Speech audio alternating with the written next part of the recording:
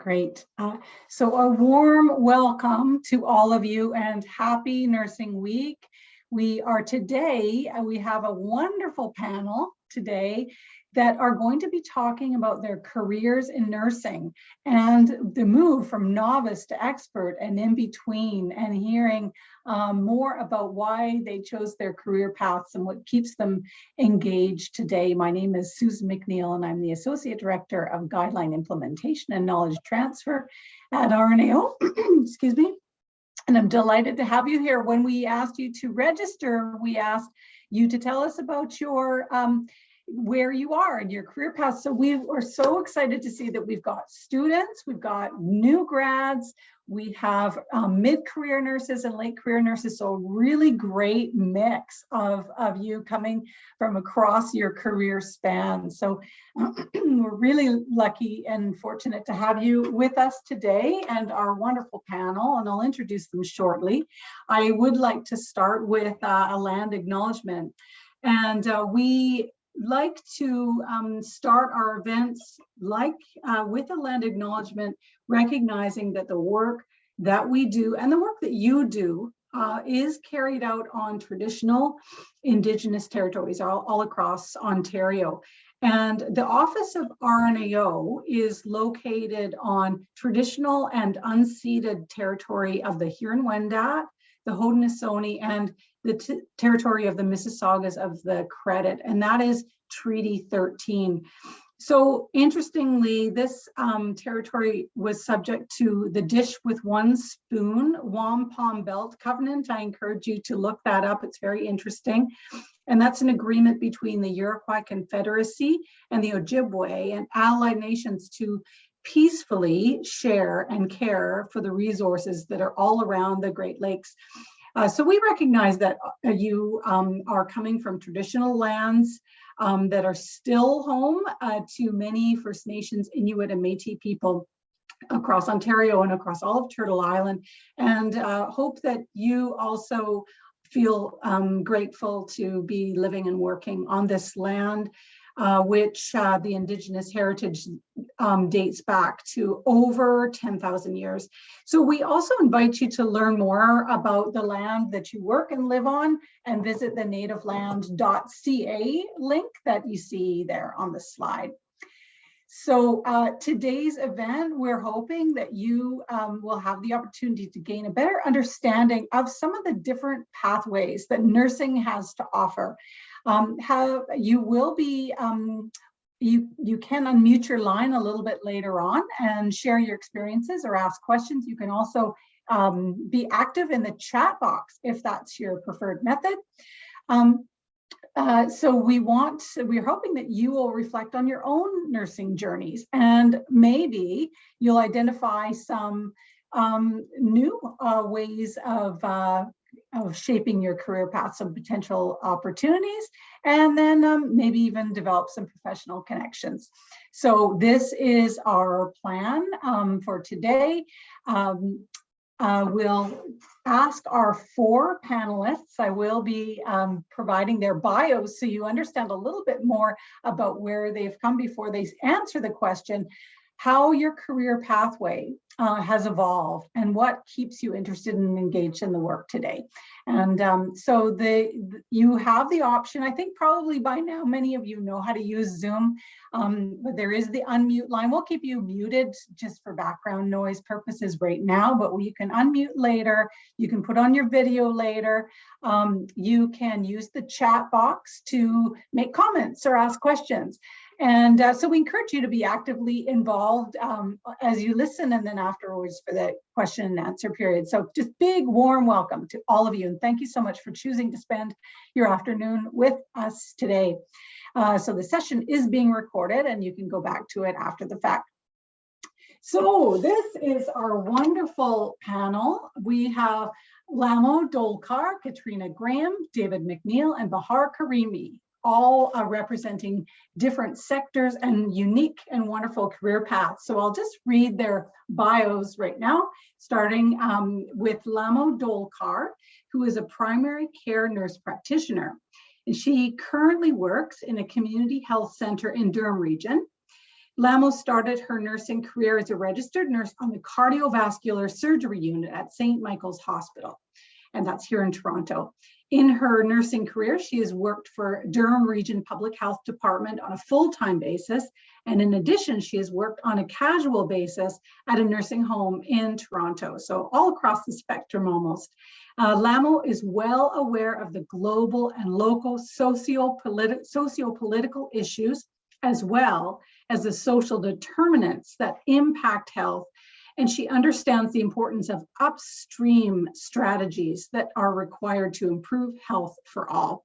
Her passion for community development, as well as advocacy, has motivated her to always remain engaged and current. So say hello, Lamo, and then I'll move to Katrina. Hello, everyone. So welcome, Lamo, and I can see you're in your office today. Welcome. Yeah. Okay, and Katrina Graham is a Mohican clan with Cree, Scottish and Irish ancestry. And Katrina grew up in the Kitchener-Waterloo region. She now resides in Centre Wellington. And Katrina graduated from the McMaster University BSN program in 2012 and has focused her nursing career on palliative care and Indigenous health and wellness. Katrina has experience as an Indigenous seniors case manager, home visiting nurse, long-term care nurse, hospice staff nurse, and clinical resource nurse. So another nurse who's really crossed many paths. Indigenous cultural and spiritual practices have been integrated into her nursing practice. She incorporates traditional healing modalities, advocating for Indigenous health, wellness, by supporting and connecting her patients to local elders as they journey into the spirit world. Katrina has studied energy therapies in Reiki, crystal Reiki, healing touch, and holistic life coaching. She is actively involved in her community and serves on palliative care and spiritual care advisory groups in the Waterloo-Wellington region. Her passions include spending time with her family and community, drumming, singing, being on the land, as well as practicing and learning about holistic modalities. Katrina currently works with the Waterloo-Wellington Southwest Aboriginal Health Access Centre as the Aboriginal Patient Navigator and is an Oshkoweebis helper. And please correct me if I mispronounce that, Katrina. So welcome to Katrina as well. If you just say hello, Katrina, and then we'll give the bio for David. Yes, thank you. Glad to be here. Miigwech. And did I say Oshkoweebis helper properly? Oshkoweebis. Oshkoweebis, thank you. Yeah. David McNeil is currently the president and CEO of Brand Community Healthcare System. During his over 34 years in healthcare, David has held a variety of clinical, academic, and administrative positions. He spent 21 years as part of the executive team at Health Sciences North, where he was the chief nursing executive and senior vice president of patient services and digital transformation. Early in his career, David worked as a staff nurse, including the remote Indigenous community of Attawapiskat, Ontario. David is a registered nurse graduating from Laurentian University in Sudbury in 1988. He has a graduate degree in health administration from the University of Ottawa, is a certified health executive with the Canadian Council of Health Leaders, and earned his PhD in rural and northern health and completed the Faculty Scholars Program with the Institute for Clinical and Evaluative Studies. David has served on several boards, including the chair and president of the Registered Nurses Association of Ontario and the Canadian Nurses Association, the Board of Health Sciences North, and Cambrian College Board, where he was the chair. David and his wife, Louise, of 35 years, have 3 sons and a granddaughter. And lastly, David, please say hello. Hello, everybody. Nice to be here. Thank you. And last but not least is Bahar Karimi. And Bahar is the administrator of Idlewood Manor, a long-term care home in Hamilton, part of the Thrive Group. And she's also an entrepreneur. She has held positions as a PSW, an RPN, and RN, and has been a nursing instructor, an associate director of care, and a director of resident services, as well as executive director of a complex continuing care facility. Bahar has a master's degree in nursing, as well as a master's degree in health administration from the University of Toronto, and is a certified health executive with the Canadian College of Health Leaders.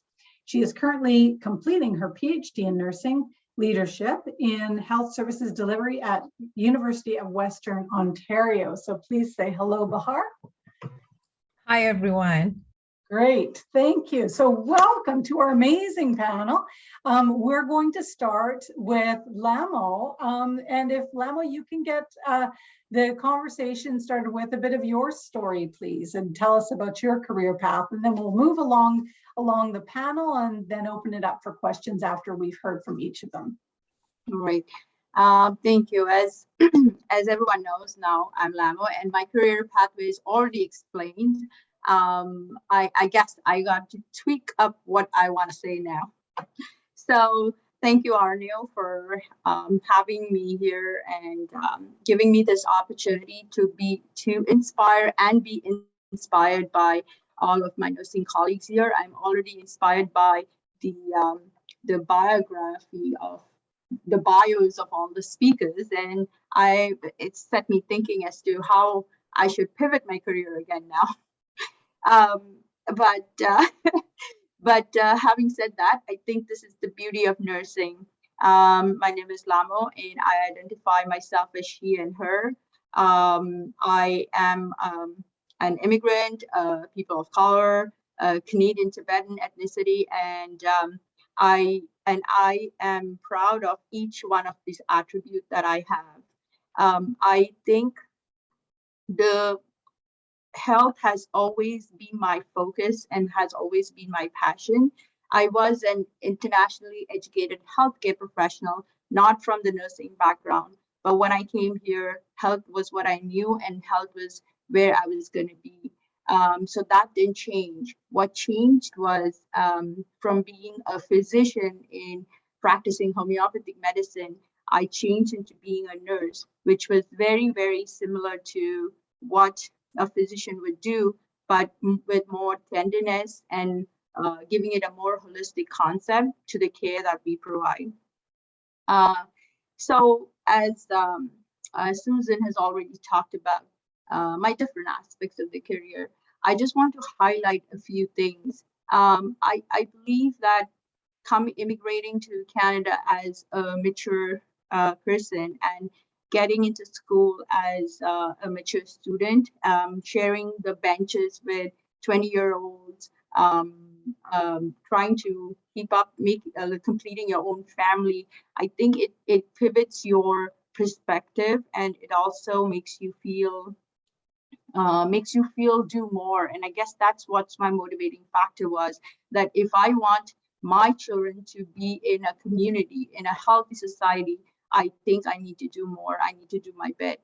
And that was what has kept me engaged and motivated. So when I started my school in Ryerson, I was already working a job and having a family. I completed my graduation, and then I got a job in acute care in a downtown teaching hospital. It was a dream job, but I guess the thirst for knowledge, like many of my nursing colleagues here, it keeps you going, and you want to learn more. That was when I embarked on my master's, combined master's and primary care nurse practitioner, because I knew hospital is very, very downstream. It's tertiary care. It is where the community has to be, where we have to improve healthcare access so that individuals and populations and families do not land up in hospital, the care that we provide. So when I went into doing my primary care nurse practitioner, I think I found my niche, but I can never say this is it, because I think this is our mindset.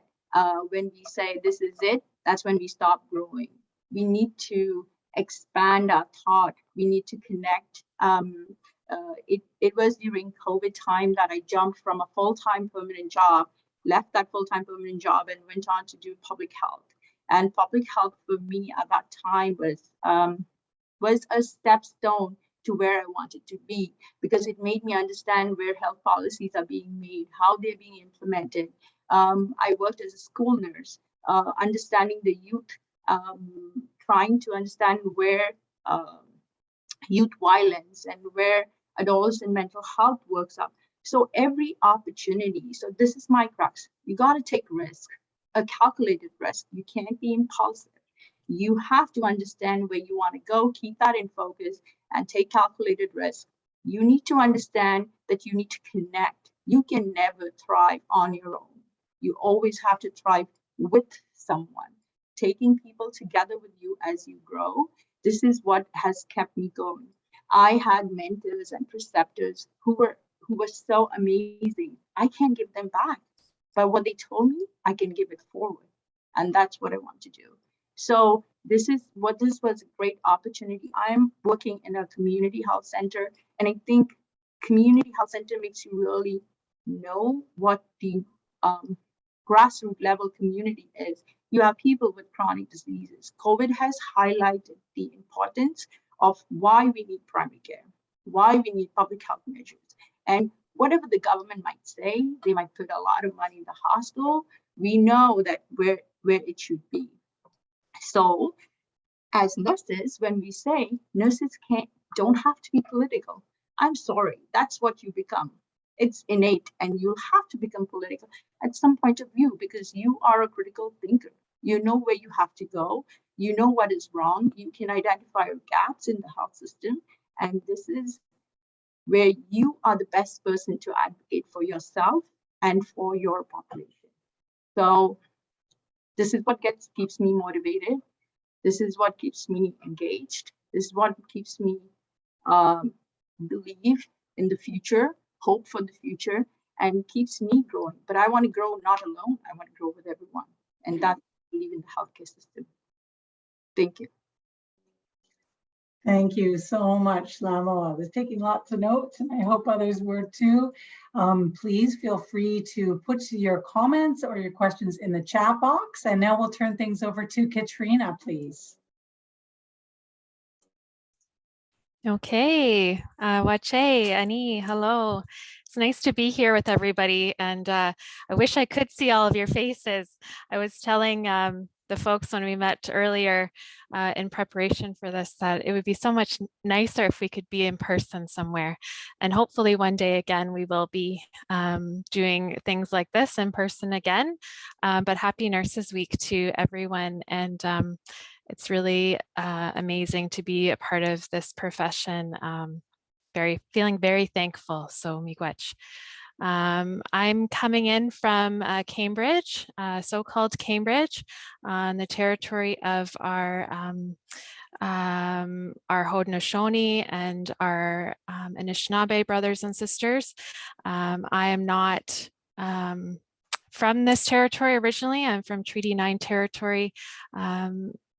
And on Moose Factory, Moose Cree First Nation is where my mother is from. And then my father is a mixed background of Scottish and Irish.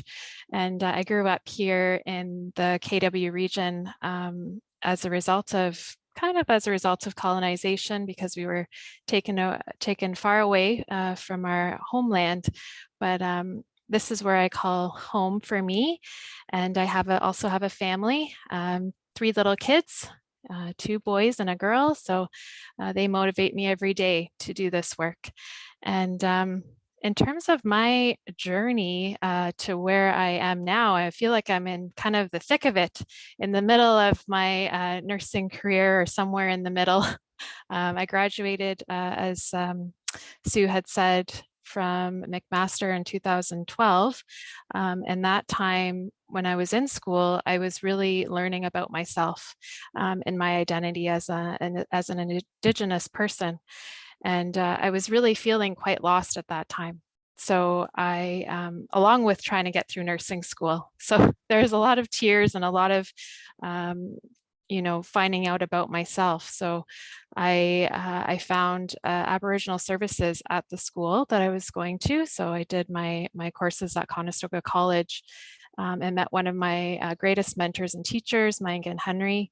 And so when I did meet them and some other wonderful folks that worked there, I was able to kind of understand, who I am, why I am the way I am, why I feel so passionate about healthcare and helping others. And being a Shkabewis really just means that I'm a helper. And that's really how I see myself as a nurse, is just as a helper. And I just have this extra knowledge and from our Western way of thinking. So I can bring those two things together and help people in different ways. So I really came to a point when I was starting out and hadn't graduated yet, and wondering, how can I do this? How can I walk in both worlds? I was really feeling conflicted because I didn't feel like the way that I was being taught in our Westernized way of thinking and learning, that didn't really resonate with me. And that isn't really what healing is. We're not looking at all parts of ourselves, and really missing a lot of the spiritual part of ourselves, the emotional part of ourselves. And so I really was looking to my mentors, like Lamo was saying, how our mentors come into play a lot when we're going throughout our career. And they said, you can do both. You can do both. You can walk in both worlds and use both of those different types of knowledge and bring them together. And so that's really what I strive for, and in my career. And so I tried a lot of different things. Palliative care kind of came to me in the beginning. And as my mom is a nurse too, she's a RPN. And so we worked at the same place for a little while. And that just felt like a really good place for me to be, because I knew right off the beginning, the hospital environment for me didn't feel quite right. Just didn't feel like that healing environment that I felt comfortable in to help people. So I had to find a different way. So that's how I came to hospice and working in palliative care and community care as well. Doing home visiting nursing. I went up to my own First Nation and worked in the elders care program there. So I drove around the island and I did just wellness visits. I collected blood work sometimes, drove it to the hospital and that kind of thing. And so it was really an amazing experience, and also helped me on my journey to understanding about myself and my culture and my identity. It was amazing. But yeah, so as time went on, I knew that I always wanted to work with my own people, my Indigenous community. And SOHAC came to Kitchener-Waterloo in the last couple of years. And this is the first time we've had an AHAC in our community. So I knew I had to come work here in some capacity. So they hired me as a traditional healing liaison. And back in September, and now I'm working as the Aboriginal patient navigator. So that brings me kind of full circle to, again, working more closely in the hospitals, but from a different perspective, being an advocate and a support person to our people that often face a lot of issues while in the hospital in terms of racism and just not being treated fairly, and also to be able to bring that cultural piece, that cultural understanding, even if I'm not, because a lot of our cultures are so different, if I can also connect them with those correct people while they're in the hospital system to help them culturally as well. So that I am very excited to be here today and using all of the skills that I've learned through working in palliative care. You have a lot of those challenging conversations, a lot of those uncomfortable conversations.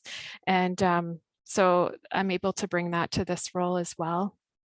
And also just using a lot of the complementary therapies that we mentioned too, that I've been working on and learning about. And I can bring those to my work too, because I realize that there's so much more to us than just our physical selves and our mental selves. So I do use that quite often. I encourage, if you're ever interested, to look into some sort of energy therapies if you're interested to do that, because it does help. It just brings a different type of healing and help when you're working with people in any capacity. So yeah, that's a bit about me.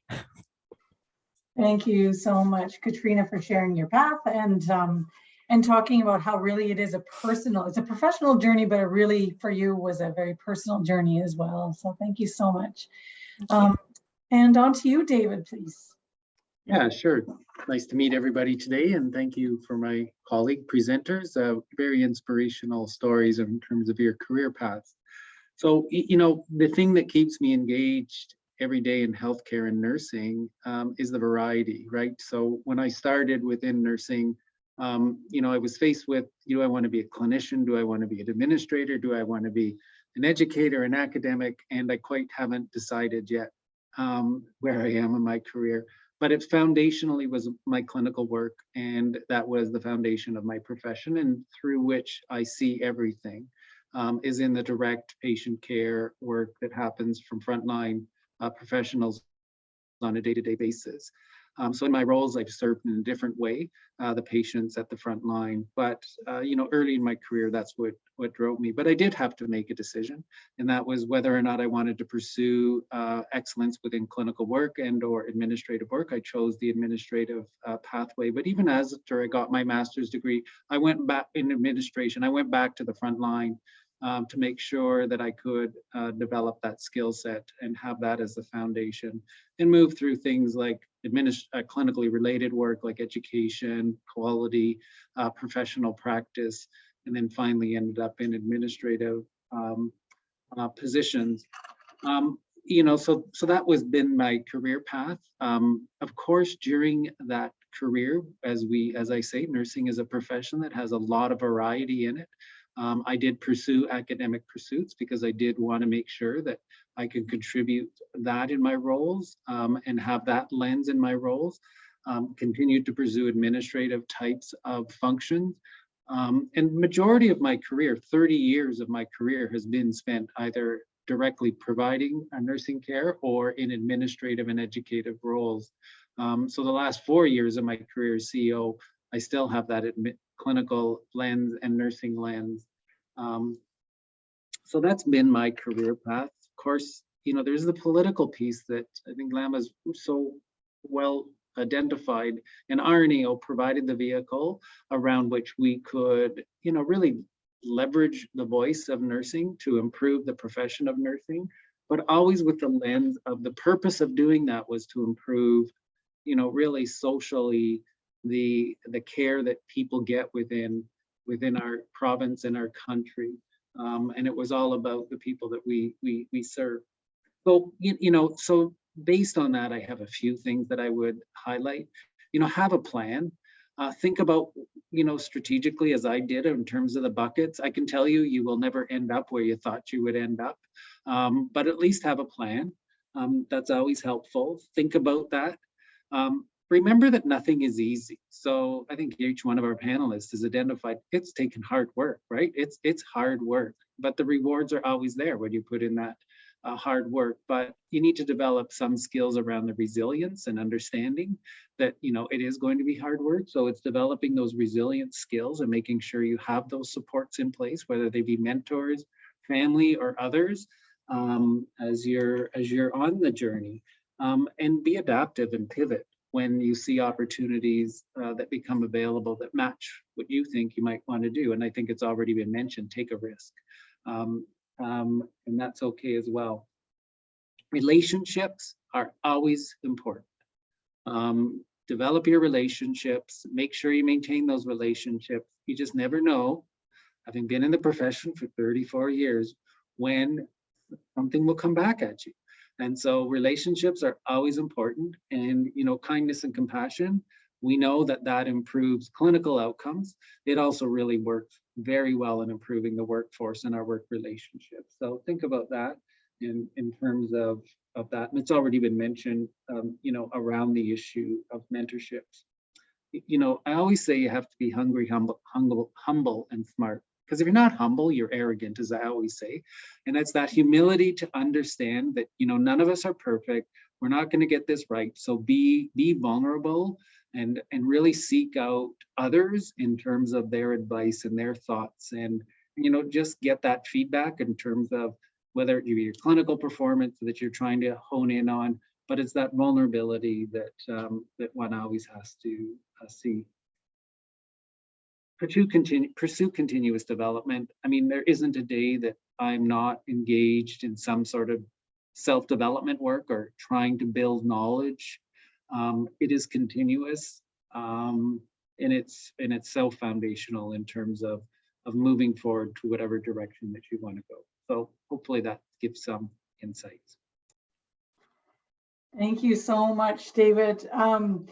Hungry, humble, and smart was the third word? Yes. Okay, thank you. Thanks for adding that advice. Wonderful. Just a reminder, please, if you have comments or questions, you can put them in the chat.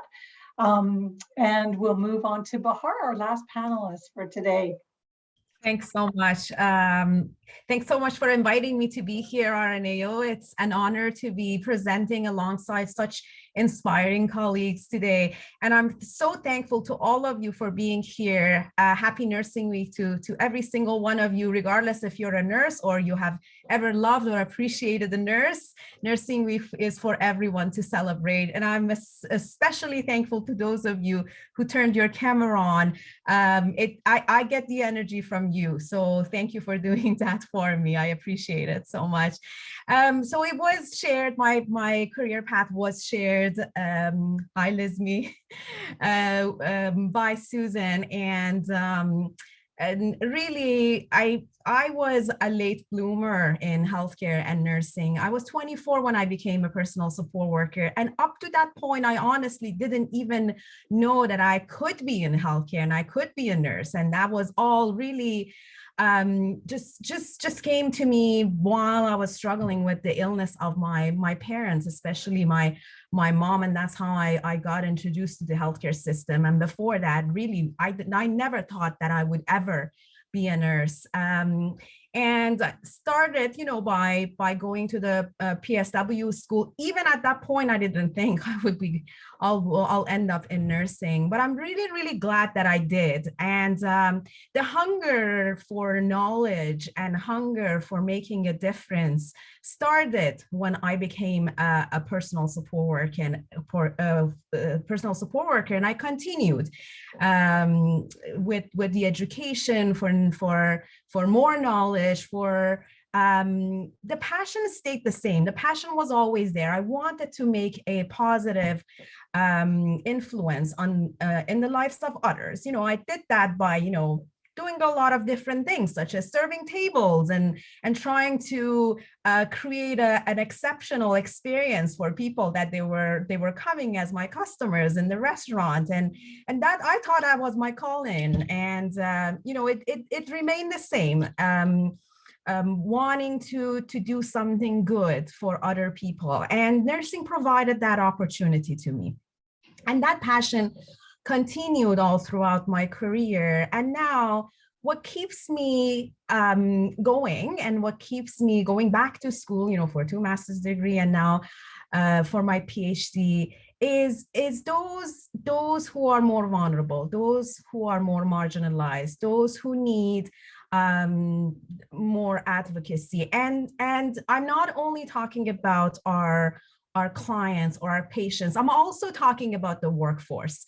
Right now, my thesis is actually focused on the sustainability of the workforce within long-term care. I feel that the workforce in long-term care is vulnerable, is marginalized, and that's what actually keeps me passionate about my PhD work.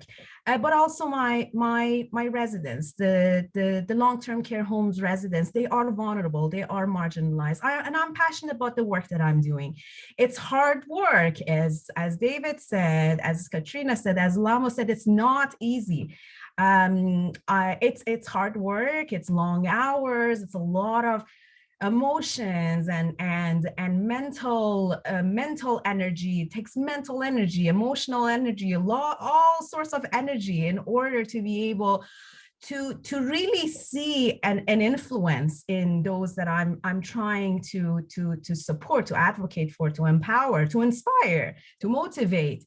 It takes a lot, but it brings back that energy to me when I see, even when I make a little bit of influence on the lives of others, including when I get to speak with my colleagues, such as yourselves. Really, that is the piece that I think it's common for everyone in healthcare, specifically the nurses, the passion to make a difference in the lives of others.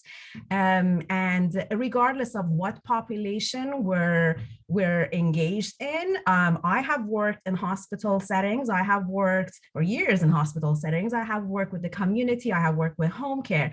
I work in retirement homes. I have done a lot of different things within my career as well. And I have been very, very passionate about all the populations that I have been involved with.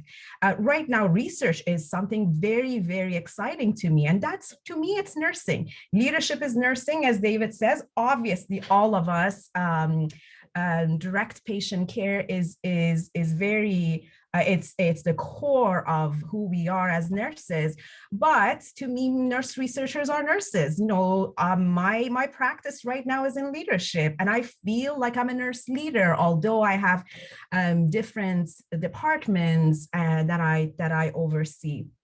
But at the core, I'm a nurse, and I will always be a nurse. And I feel like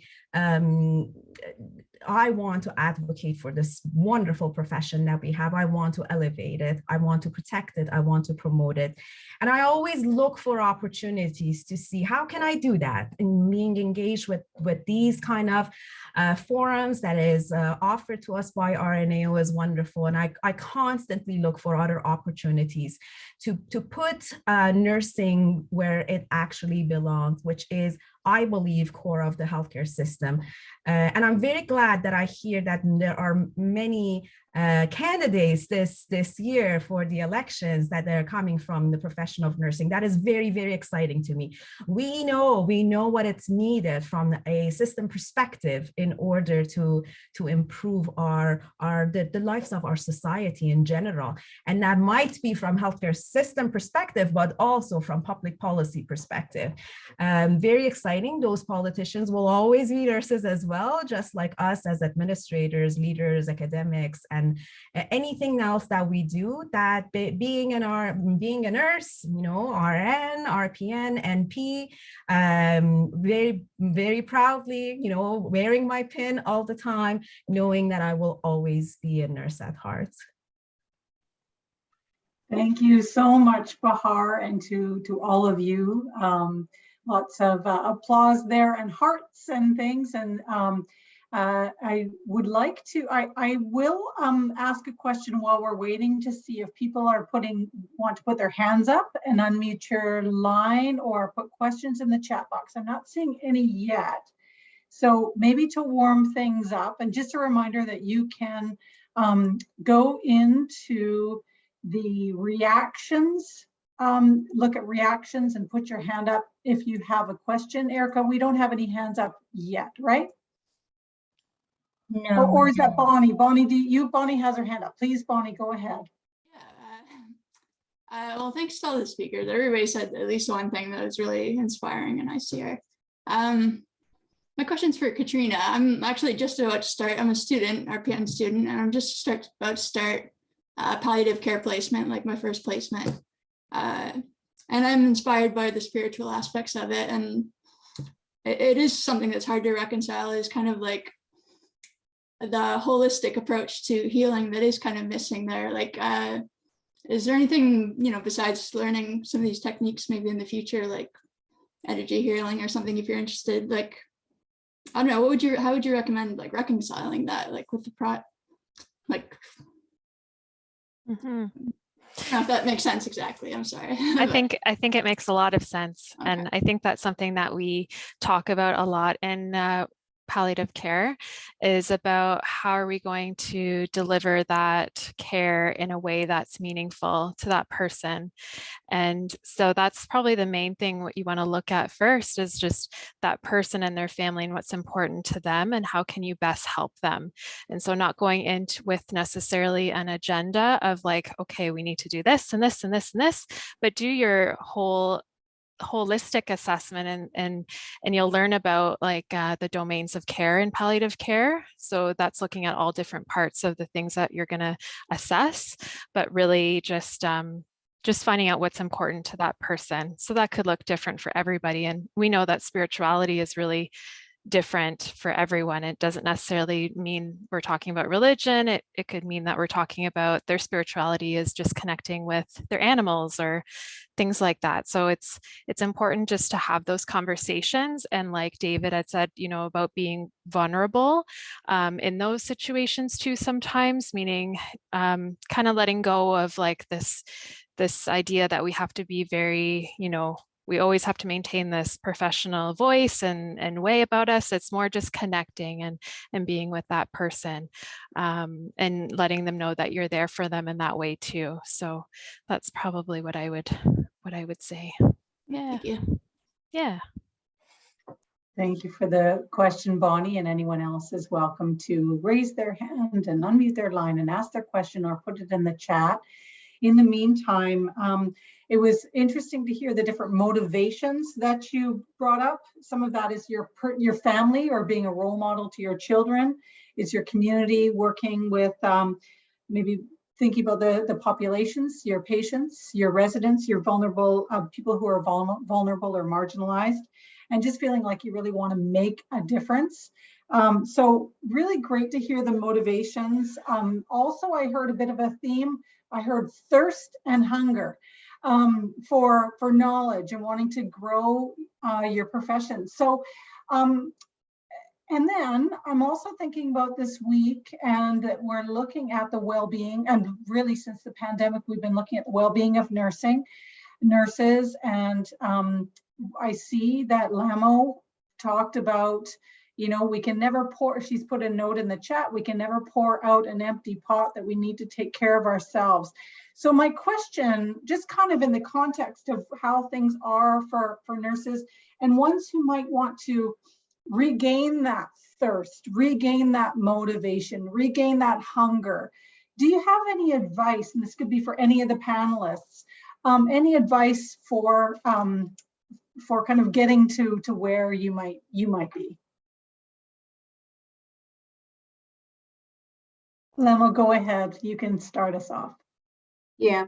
So I still work in the hospital as a registered nurse in the cardiovascular and vascular surgery unit. Staffing shortage is a common thing. I mean, but it's across all sectors. I don't think it is just nursing specific, and it is not just, you know, just one portion of the hospital, one portion of the workforce. It's not like that. It's across the hospital. And I think there is always that, there's a poster on my unit which says, be kind to the people that show up. You know, that means that they are committed. They are committed. They come in, they come to do their work and deliver as much as we can. But we can't be too hard on ourselves, because on a personal note, we've had a lot of codes and a lot of debts on the floor, and that's just not, that is relative, a lot of factors are contributing to it, like the skill set that we have on the unit, the staffing shortages, the COVID protocols, the pandemic itself. And I think we need to step back and think, is it just me? Am I feeling really, am I one of the reason why this is happening? And I think we need to stop being hard on ourselves as nurses. I always tell my colleagues, we cannot please everyone. Now, as the administrators know, we cannot please every individual. we have to do our best, and we have to be true to ourselves, our own conscience and our own expectations. And that's it. That's as much as you can do. And I think if you keep on doing that, you are more susceptible to burnout. And this is what's happening. And the turnover is immense. I don't have to go in to work as a registered nurse, but I do because that's what I want to do. So I think we all have to reflect. It's an introspective thought. Think about why you are there. Staffing shortage is imminent. It's going to be there, and it's going to worsen, as what we know. But just think about why you are there. Focus on what your goal is, and that's the only way to reset your thinking and avoid being burnt out. This is what I follow. So, I mean, I'm sure everyone in the group can contribute as well. Thank you, Lamo. And Bahar, you put your hand up. Thank you. Lamo, I totally agree with everything that you said. I just wanted to add that we need to, exactly like Lama said about what's happening in the profession of nursing and within the healthcare system, health human resources, the crisis that we're in, we need to accept it. And we need to definitely constantly advocate for a system-wide strategy to address that. So that's a given. And absolutely what Lama is sharing, I totally agree that we need to see what gives us that energy and passion. If you know, picking up another shift would give you that motivation, that passion, that energy that you would enjoy, why not? A lot of people talk about work-life balance, and I always think that that's very personal. My work-life balance might be very different than Lamo's. Maybe I'm taking away from the time that, you know, I would enjoy on a vacation, or, you know, being with friends and family, but maybe Lamo gets the same amount of energy by picking up that shift. So we need to, I feel like we need to get away from that structured work-life balance notion that we have been taught, and think about, where do I get my energy from, and where do I get my motivation from? The piece that I want to add here is the self-care piece, which also the self-care piece also, it's individualized. I might get my, you know, rest and rejuvenation from going to a spa, but Lamo might get it from going for a run. So those pieces are also very important for us to reflect, to do a lot of self-reflection, having a good self-awareness and understanding of what works for us, and where do we get our rest and our passion from, and then plan accordingly to what works for us, regardless of what is working for other people. Great, thank you so much, Bahar. And interesting, the work-life balance, I think I've had just one idea of what that means. So that a really interesting perspective. Let's see, there's some comments in the chat. One student who says that this discussion is energizing her. Thank you. Julia, thank you for putting in the chat our link to the election platform. Lamo is urging us, and Bahar, both of you are urging us to kind of advocate and get a bit political. So there's a great resource for you. There was a question about Katrina, if you provided energy therapy for nurses who are feeling burnt out, or if you wanted to add to that, or I can send your info to the person who asked. I just wanted to give a shout out to an event Staff Nurses Interest Group is having during the AGM, music therapy. Maybe you'll get some energy from there. That's a plug-in. Sorry. Great. Please feel free to put the link in the chat. And Katrina, I'll let you just see if there's anything more you want to say. And then David, I see your hands up. Yeah, I was just going to say that I do provide, I did for my colleagues, like when we were on night shifts or whatever, they wanted some Reiki, I would provide some Reiki for them if they needed. But I also would get involved in a lot of different events. So for Nurses Week, if there's an opportunity to provide some treatments for people. And more recently, I went to the HPCO conference and just participated in the taster sessions there. So that's my way of giving back to ourselves. Great. Thank you, Katrina. And David, what would you like to say? Yeah, no, I'm just going to pick up on the political advocacy piece because when I was president of RNAO and I was telling this to Doris, we actually did a study that predicted the nursing shortage in 2020. Oh. And, you know, I almost didn't believe it at the time, I'll be quite honest with you, but here we are. And, you know, as many of my colleagues have just so wisely given it great advice, and thank you to both of you. But I do think we need to be politically active in promoting the profession of nursing and making sure that we have a sustainable profession long into the future, not let others sort of fill in that space, and, you know, resign ourselves to models of care conversation that may not be in the best interest in the long term for patients and or for the profession. So I do think it is time to be politically active, and there isn't going to be a political party that it won't be at the mercy of nursing at this stage. So there's a lot of leverage that the profession of nursing has right now.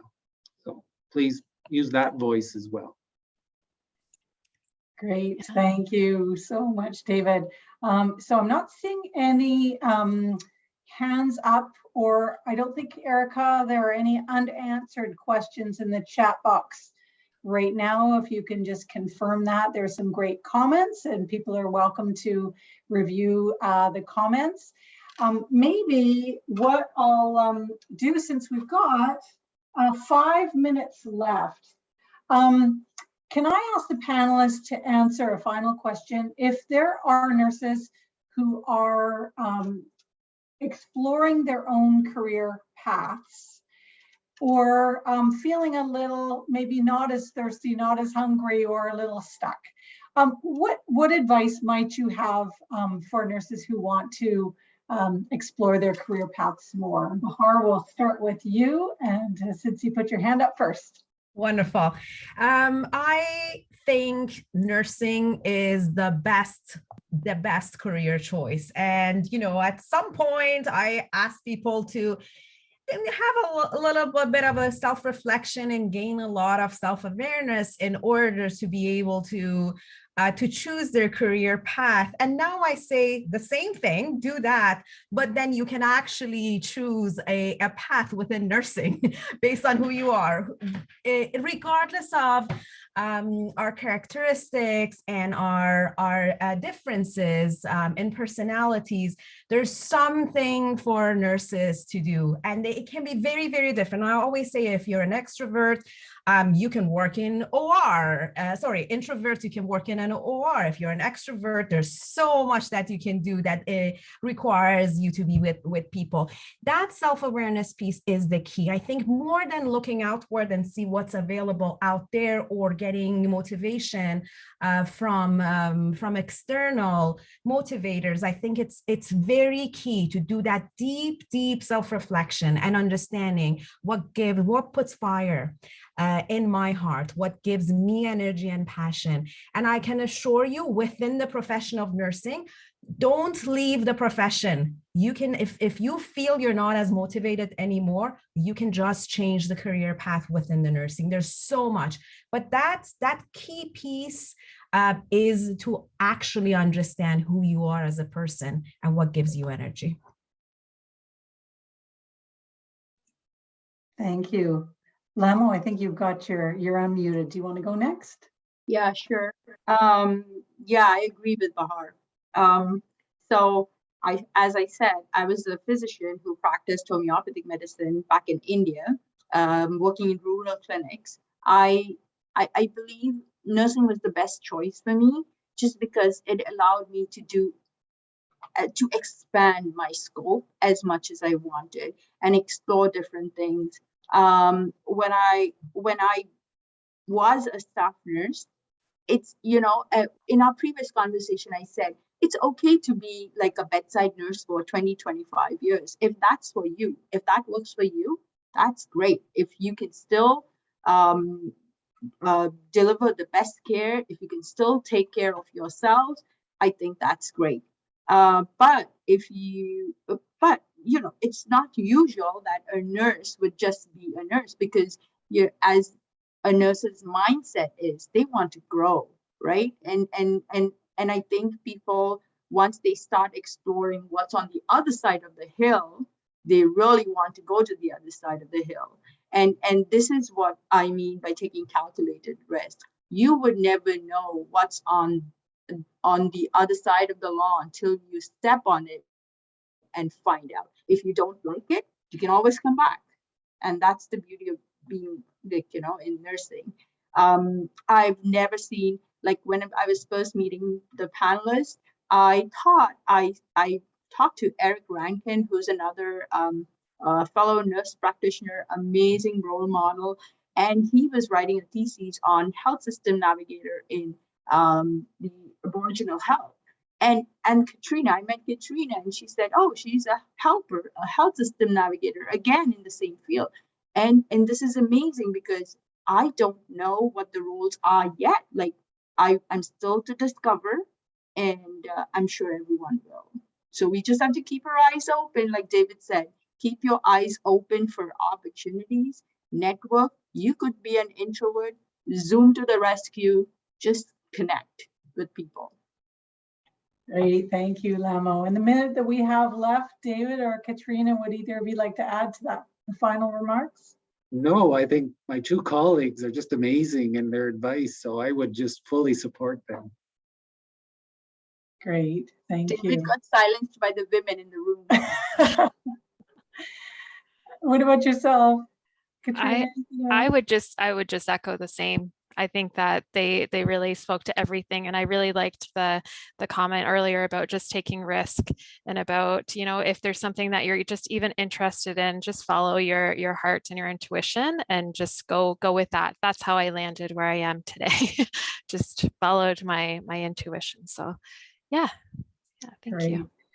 Well, we're exactly at 2 o'clock. So on behalf of RNAO and all of the participants here, I want to thank our panelists so very much for spending the time with us today. I think it was really inspiring and gave us, quenched our thirst for kind of where we're at in nursing and potential career paths. So a big, huge thank you to Lamal Dolkar, Katrina Graham, David McNeil, and Bahar Karimi. So happy Nursing Week, everyone, and thank you so much. People are clapping. Everybody. Yeah. Thank you so much, everyone. Bye, everyone.